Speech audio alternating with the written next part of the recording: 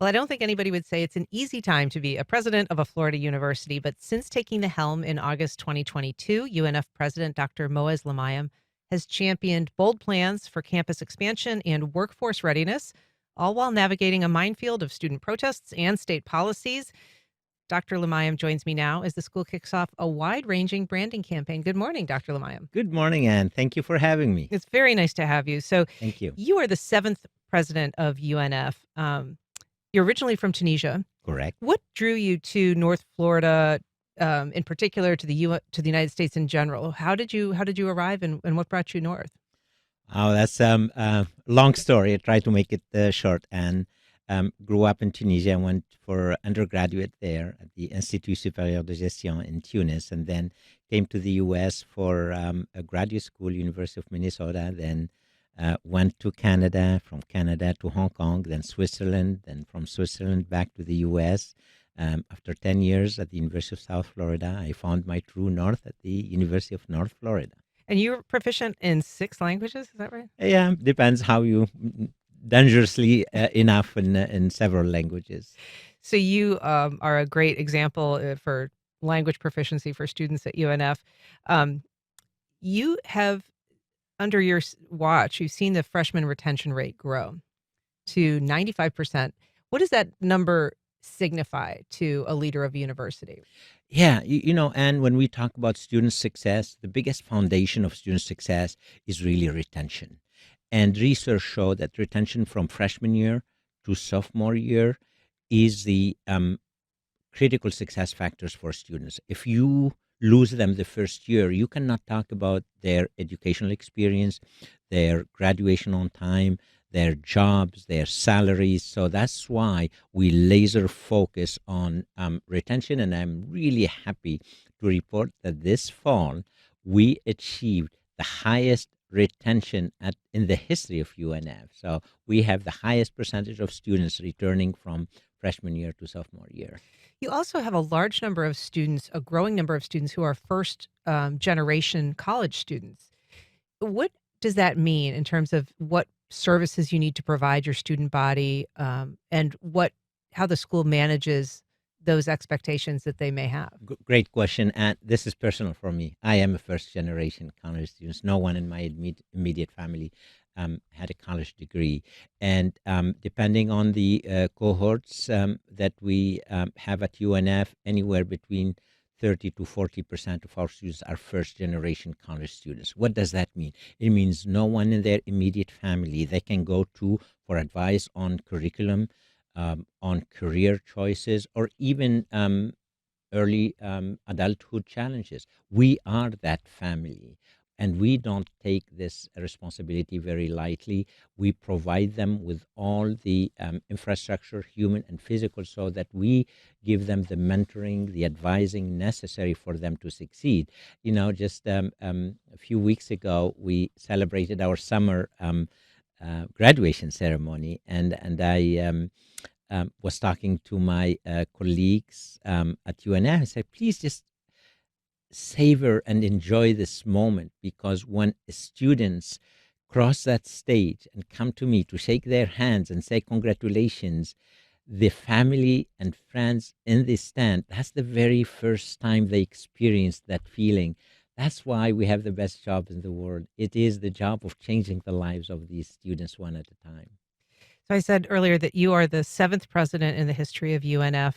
Some big names: Thomas Carpenter, Adam Herbert, John Delaney. Um, who do you think made the most impact during their tenure at UNF? I honestly think everyone participated in their own way. In the recent history, my really good friend, former President Delaney, the one that really stayed a longer time there and literally built UNF to what it is now. But the same thing goes for every single president of the sixth president there. They really participated in putting solid foundations and putting UNF in the map, and getting it ready for us to come and build upon these successes, and hopefully take UNF to even higher heights. And so, what would you like to be your your legacy when you look back at some point as a former president of UNF? Yeah, that's a really great question. Uh, my I really would like my legacy to be the president who transformed the educational experience for our students, the president who truly made a UNF that destination of choice for our students, for faculty and staff to make it the best place to work in, for employers to first come to UNF for their talent needs, for philanthropists to come to UNF and invest in UNF, and for our legislators to continue investing in UNF. So that's hopefully my legacy would be UNF is the destination of choice. In the short term, I've seen that your goal is by 2028, you want to grow the school's enrollment from 17,000 to 25,000. I'd ask you, first of all, why and where do those numbers come from? What drives that metric? Yeah, that's a great question. Let's start with why. If we see where we are located, in Northeast Florida, Jacksonville, a recent study by Wall Street Journal ranks Jacksonville as the second hottest job market in the nation. All statistics point to the same directions. Northeast Florida, Jacksonville is the fastest growing population, or one of the fastest growing populations in the country. And when businesses want to expand here or want to move here, their number one question is, will we have enough talent to cover our needs in terms of human resources? And that's why the decision was made to grow. But I really have to always clarify that it's a strategic growth. We are growing in areas where jobs are needed, talent is needed, such as technology, supply chain, logistics, coastal resilience, artificial intelligence, computer science, data science, and the like. So, and this is not just about getting bigger, it's also getting bigger and better, or better and bigger. So we have big plans. It is audacious, but that's the way we like it. It's the UNF way. There have been some issues with student housing, a little bit of a housing crunch. I know that there was a couple years ago, some freshmen were coming, learning they didn't have housing right before school began. And then just, I think earlier this year, rules changed about whether upperclassmen can get first bite at the apple when it comes to housing, um, because housing prices elsewhere off of campus have really skyrocketed. So, what about that need? Do you feel that students, especially if you're looking at growing, your enrollment, that the housing need is going to be met? Absolutely, and of course, when we talk about growth, it is really important to provide the physical and human infrastructure for our students to be successful. So let's talk a little bit about housing, which is really important for our students. We are now in the process of building another dorm for our honors students. So hopefully it will be ready by the end of the spring, and we have more than 720 beds available. And as we speak, we are also negotiating with private partners to build more dorms on campus. So I really believe we will very well cover all the accommodation needs for our wonderful students. Would that be a new thing, having a private, provider of housing on campus? Absolutely. New for UNF, not new for other institutions. So at UNF, we're consistently looking for best practices. The good news is, many universities don't have land and don't have money, or they have money but don't have land. Now we have land and we don't have a lot of money. So that's why we're partnering with private partners, and we're in process of putting the last touches on an agreement that will help us provide actually several dorms in different phases according to our strategic growth. I'd be interested to know when you think that announcement will come. Very soon, Okay. hopefully, very soon. We are putting the last touches on the legal documents for the agreement. But stay tuned. Very interesting. What about teacher retention? I alluded at Yes. the top of the show to the fact that it is a difficult time for educators in Florida for a lot of reasons, not least because of some state laws that have been um, changing the rules around things like tenure, changing the rules around what can be taught in the classroom. Is it getting difficult for your um, is it getting difficult to lure and retain educators? I think it's everywhere is retaining and attracting good talent. That's the number one priority for every university worldwide, for every business and every organization worldwide. And at UNF, we're making a very strategic, conscious effort. And even when we revamped our strategic plan, we made faculty and staff success a top priority. We committed since 2 years when I landed at UNF to make sure that we increase the salaries and the compensation for our faculty and staff. And how does They, it compare to other schools? yeah, they were not where they should be. It was very clear. Now, at least we have announced for the third year in a row salary raises for our staff. Also, we are negotiating with faculty union another third year raises, and we broke the record for the highest raises in the history of UNF for our faculty and staff. And we understand it's a process. We're still working on it. In addition, making their success a priority, I formed a presidential task force to really look at that culture of belonging. How do we make UNF um, the best place to work in? Truly, where we wake up every single morning excited to go to our universities and change the lives of thousands of students one at a time. We got some really good feedback, and now we are following up on these recommendations. So, again, you will see several changes. It started last week when we had one of the most successful convocation in the history of UNF. We had more than 1,300 faculty, staff, and students celebrate the new year. So, and hopefully, with our new way, starting today, of telling the UNF story, we improve the UNF pride. And What is it exactly that you are launching today? Like, what does yeah, it entail, and why now? yeah. So, one of the things that I've heard it many, many times since I've been here is that UNF is the best kept secret.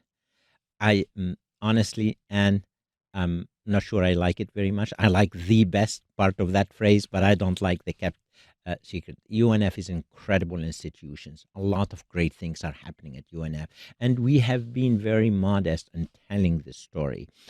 Today is a big celebration at UNF where we're going to go to businesses. We go to the airport. We go and talk with medias and great reporter like you to, first of all, make sure we thank our partner, we thank our alum, we thank the employers of our students, we thank our community for believing at UNF, but also at the same time telling them UNF is here. It is a resource for this great community. UNF is open for business, and we will tell the story of UNF like it's never been told before. And you're kind of starting a new motto today or Yes, slogan. yes, it's the true north. It's north of everywhere, and it's again, it's also personal. I always say. At UNF, I truly found my true north. At UNF, I felt like it is a place where I can soar high. It's a place where I can fulfill my dreams of changing the lives of so many of our amazing students. And also, UNF is and will always be the true north, that compass for all our students, faculty, and staff, and community members. It is that first destination of choice. Talk a little bit about how you are communicating with students. We know that there were limited campus protests last year, not like we're seeing at other schools, but rules changed as a result of that statewide, pretty much. How do you feel students have received those new rules? How do you feel students are doing on campus when there has been a rollback of a number of student led programs and student support programs like the Women's Center, like the LGBTQ Center, um, those changes? Yeah. So really, first of all, we talk about protest. I can tell you, I'm really proud of our students. We teach them how to express their ideas, their opinion. How do they do it in a civil way? That's what UNF is all about.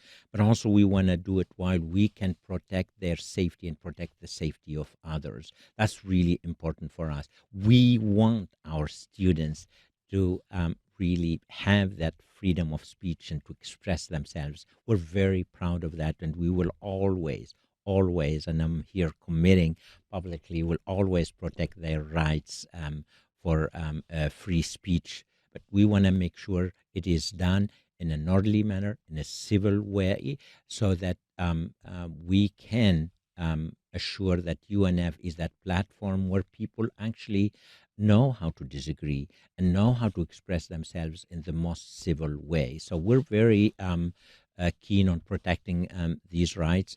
It is true that a lot of misunderstanding about what is allowed and what is not allowed. I can assure you, at UNF, we are also committed to provide whatever it takes to assure the success of all our students, to make sure we provide them with everything they need to be successful. Mentoring, mental health, freedom of speech, everything. We are working. We communicate a lot with our students. I meet regularly with students, different groups. We have more than 200 organizations at UNF, and students organizations and clubs.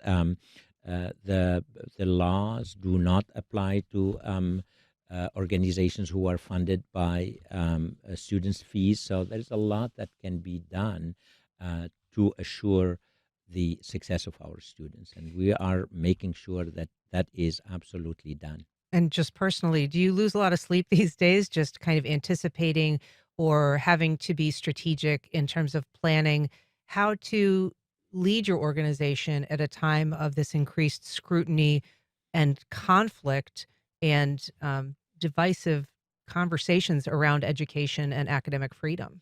Yeah, the good news is I'm a good sleeper, so I don't lose a lot of sleep. But in all seriousness, and it is a top priority for us. The success of our students is really a personal affair for us. We wake up every single morning, all of us, and we realize that student success is a team sport.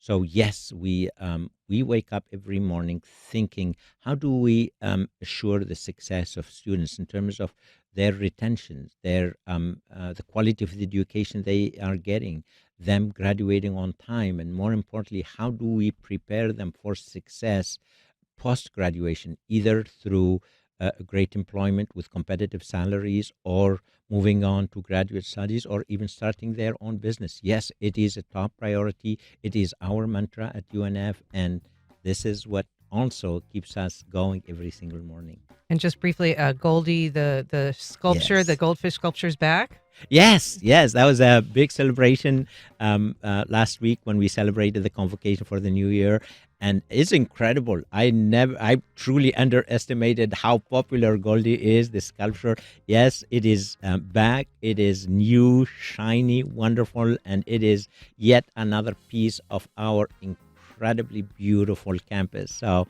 please come and say hi to Goldie. Right. Thank you so much for being here, President Moez Limayem. Really appreciate it. Of course, thank you for having me.